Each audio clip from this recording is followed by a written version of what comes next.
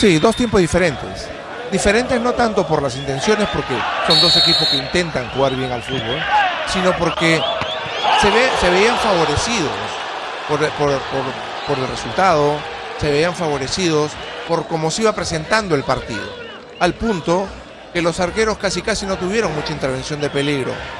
El aprovechamiento de la pelota parada de parte de Sporting Cristal para el primer gol de Aquino es lo que le permite irlo manejando, al punto que la estadística nos dice claramente, la tenencia de la pelota claramente favorable a Sporting Cristal en la primera etapa.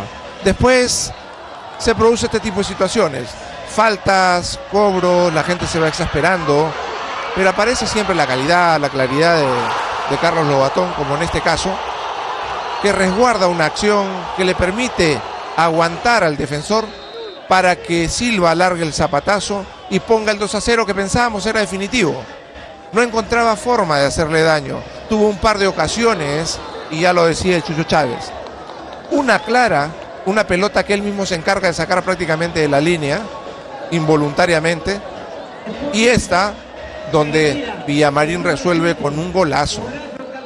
Porque es Neumann quien le baja la pelota de pecho, y él en un movimiento perfecto le pesca una volea